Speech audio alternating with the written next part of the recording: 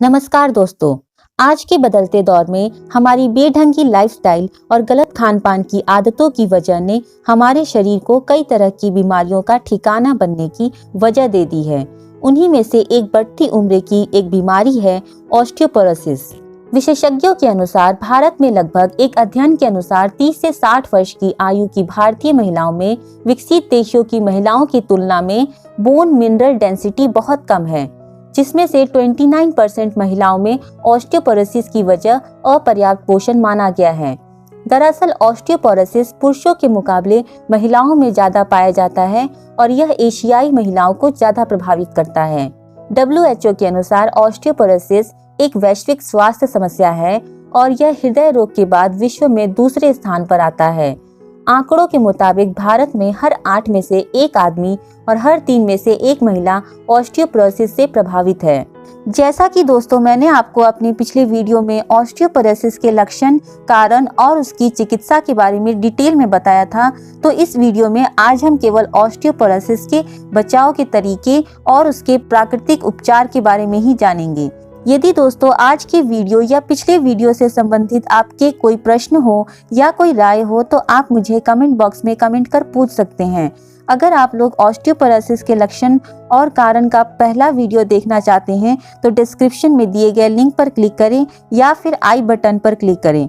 यदि दोस्तों अगर आपने मेरे चैनल को अभी तक सब्सक्राइब नहीं किया है तो चैनल को सब्सक्राइब करें और बेल बटन पर क्लिक करना ना भूलें, जिससे मेरी नई वीडियोस की अपडेट आपको अपने फोन पर मिलती रहे। तो चलिए शुरू करते हैं। सबसे पहले बात करते हैं कि ऑस्टियोपोरोसिस क्या है। दोस्तों ऑस्टियोपोरोसिस हड्डियों की एक आम बीमारी है जिसमें हड्डियों का द्रव्यमान घट जाता है और हड्डियां खोखली हो जाती हैं, जो हड्डियों को नाजुक और कमजोर बनाती हैं।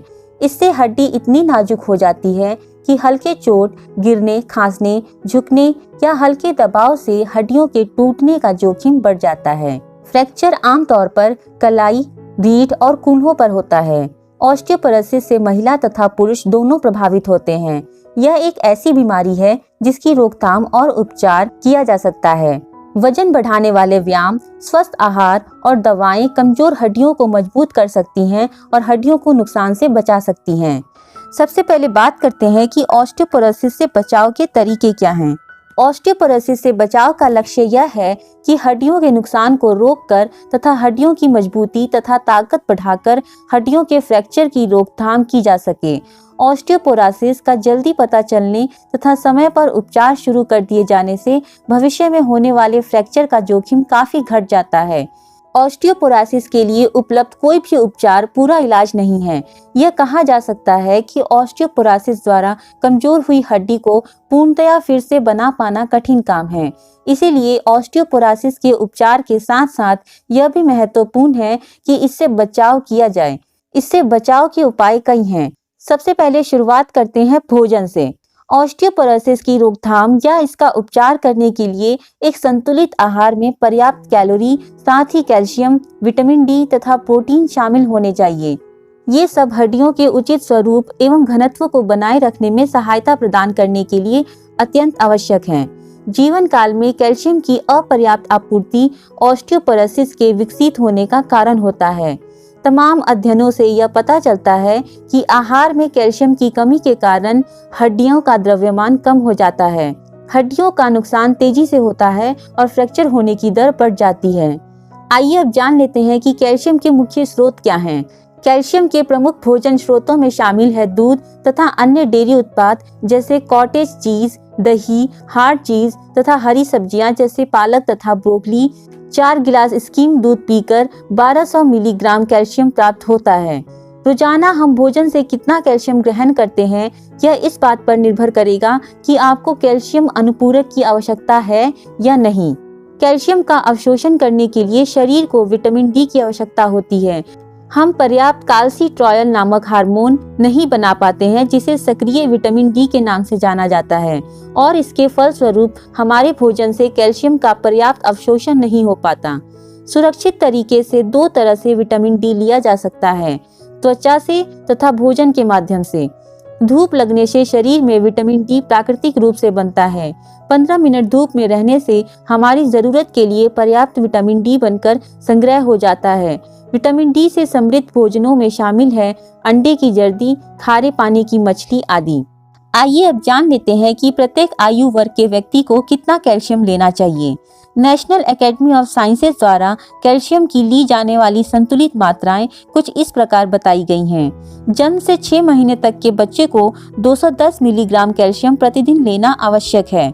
6 महीने से 1 साल के बच्चे को 270 मिलीग्राम, 1 से 3 साल तक के बच्चे को 500 मिलीग्राम, 4 से 8 साल तक के बच्चे को 800 मिलीग्राम, 9 से 18 साल तक के बच्चे को 1300 मिलीग्राम, 19 से 50 साल तक के व्यक्ति को 1000 मिलीग्राम, 50 और उससे ऊपर के व्यक्ति को 1200 मिलीग्राम, गर्भवती महिला को 1300 मिलीग्राम तक कैल्शियम प्रतिदिन लेना स्वस्थ शरीर के लिए आवश्यक है।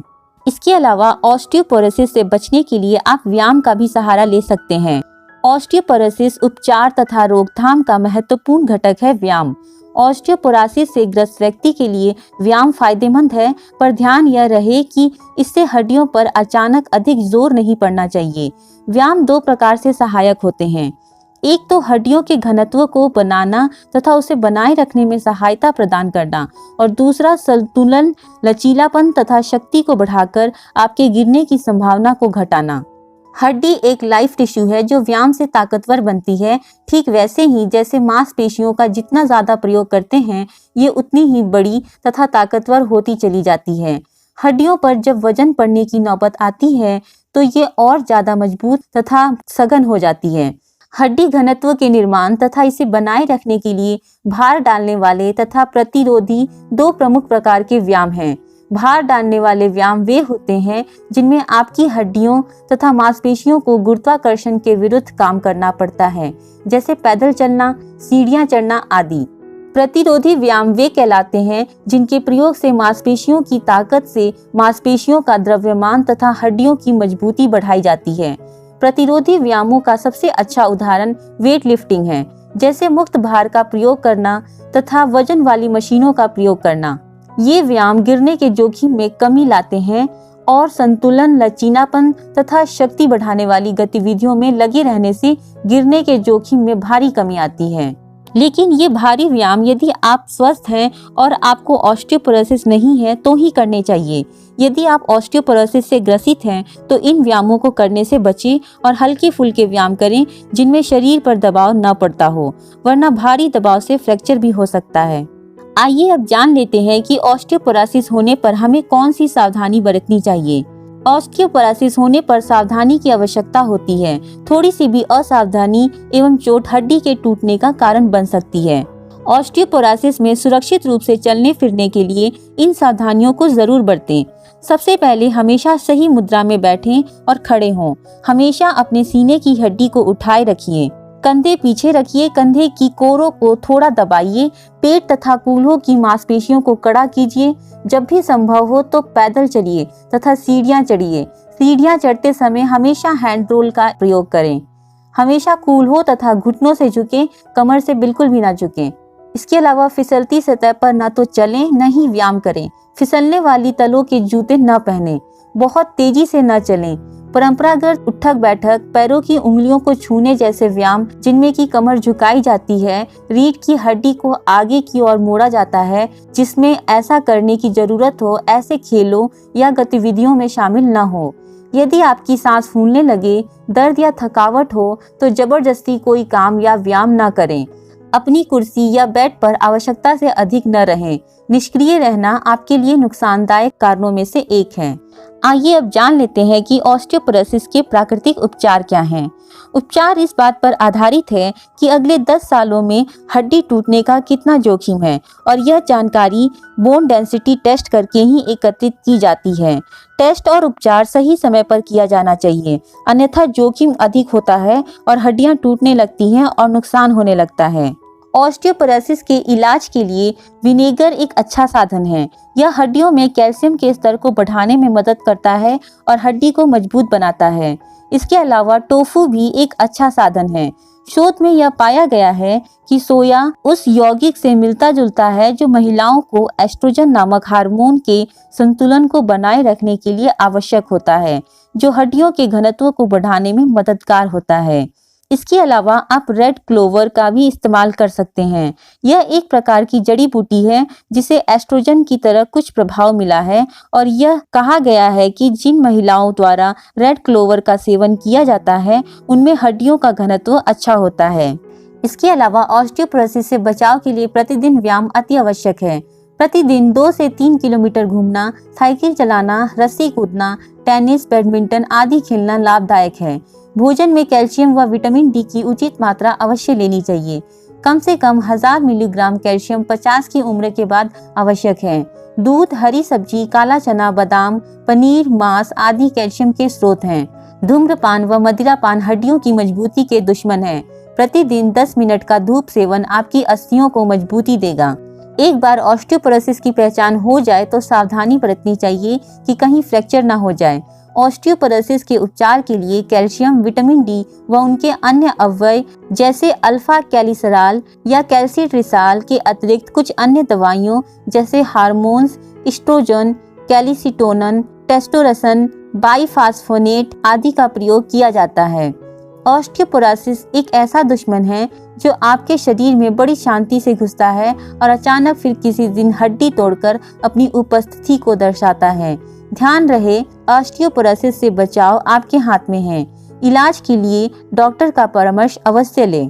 तो दोस्तों, आइए अब जान लेते हैं कि ऑस्टियोपोरोसिस के लक्षण महसूस होने पर डॉक्टर की सलाह कब लें और इसका टेस्ट कब करवाना चाहिए। ऑस्टियोपोरोसिस का जल्द पता चलना महत्वपूर्ण है।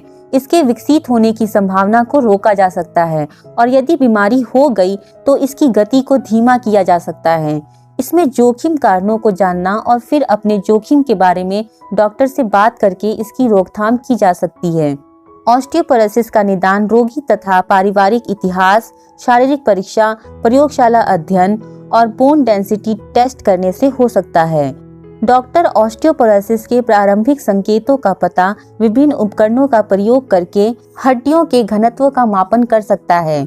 ऑस्टियोपोरोसिस की स्क्रीनिंग जांच का सर्वश्रेष्ठ तरीका ड्यूल एनर्जी एक्सरे एब्जॉर्प्शमेट्री है। यह प्रक्रिया तुरंत, आसान तथा बिल्कुल सही परिणाम प्रदान करती है। इससे रीढ़, कूल्हे तथा कलाई की हड्डियों का मापन किया जा सकता है क्योंकि ऑस्टियोपोरोसिस का सबसे ज्यादा प्रभाव इन्हीं पर पड़ता है तथा समय समय पर इन हड्डियों में आए परिवर्तनों पर बिना किसी गलती के सही तरीके से निगाह रखी जा सकती है। हालांकि एक्सरे से भी ऑस्टियोपोरोसिस का पता चल जाता है, पर यह पता तब चल पाता है जब 30% से ज्यादा नुकसान पहले ही हो चुका होता है। तो अंत में दोस्तों, मैं यही कहूंगी कि अब जब आप ऑस्टियोपोरोसिस के बारे में सब कुछ जानते हैं, ऑस्टियोपोरोसिस के कारणों, रोकथाम, उपचार व प्रबंधन को समझते हैं, तो मैं उम्मीद करती हूँ कि आप इसकी शुरुआत को रोकने के लिए सावधानी बरतेंगे। मुझे उम्मीद है कि आपको आज का ये वीडियो पसंद आया होगा। अगर आपको आज का ये वीडियो पसंद आया हो तो वीडियो को लाइक करें, चैनल को सब्सक्राइब करें और कमेंट कर अपनी राय जरूर दें। मैं अनुपमा कुमारी मिलती हूँ आपसे अपने अगले वीडियो में। तब तक के लिए स्वस्थ रहिए, मस्त रहिए। Have a great time.